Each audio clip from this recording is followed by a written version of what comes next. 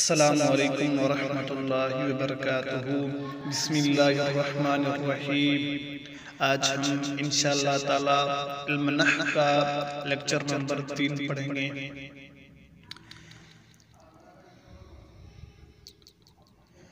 Lecture number 3 یہ ہے جملے انشاء کی تقسیمات۔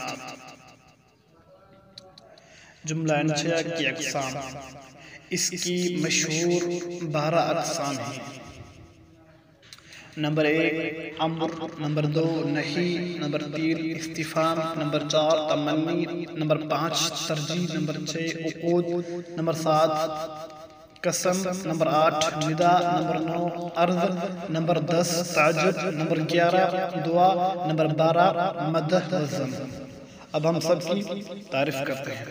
سب سے پہلے امر ہے۔ امر وہ فعل ہے جس کے ذریعے سامنے والے سے کسی کام کا مطالبہ کیا جائے، جیسے اضرب تو مار۔ نہیں وہ فعل ہے کہ جس کے ذریعے سامنے والے سے کسی کام سے رک جانے کا مطالبہ کیا جائے، جیسے لا تضرب تو مت مار۔ استفہام وہ جملہ جس کے ذریعے کوئی بات پوچھی جائے، جیسے حل ضرب زید، کیا زید نے مارا۔ تمنی وہ جملہ جس میں کسی آرزو کا اظہار پایا جائے، جیسے لیت زید حاضر، کاش زید حاضر ہوتا۔ نمبر 5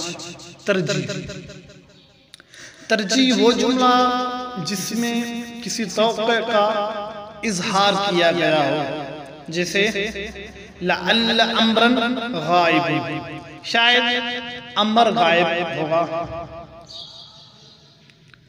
نمبر 6 عقود وہ جملہ جس کے ذریعے کوئی سودا یا معاملہ طے کیا جائے، جیسے بعتو و اشتریتو، میں نے بیچا اور میں نے خریدا۔ عرض وہ جملہ جس کے ذریعے دوسرے کو کسی کام پر ابھارا جائے، جیسے الا تنزل بنا فتصیب خیرا، آپ ہمارے پاس کیوں نہیں آئے تاکہ بھلائی کو پہنچ جائے۔ نمبر 8 ندا وہ جملہ جس کے ذریعے کسی کی توجہ اپنے جانب کروانا مقصود ہو، جیسے یا رسول اللہ۔ نمبر 9 قسم وہ جملہ جس میں کسی محترم چیز کا ذکر کر کے اپنی بات کو پختہ کیا گیا ہو، جیسے واللہ لأضربن زیدن، خدا کی قسم میں زید کو ضرور ماروں گا۔ نمبر 10 تعجب وہ جملہ جس میں تعجب کا اظہار کیا گیا ہو، جیسے ما احسنہ، وہ کیا حسین ہے۔ نمبر 11 دعا وہ جملہ جو کسی دعا پر مشتمل ہو، جیسے جزاک اللہ خیرا۔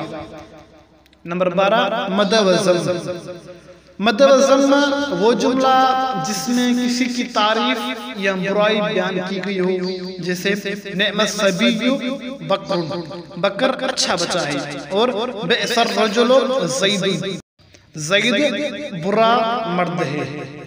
تو آج کا یہ ہمارا لیکچر پورا ہوا، انشاءاللہ ملتے ہیں اگلے لیکچر میں۔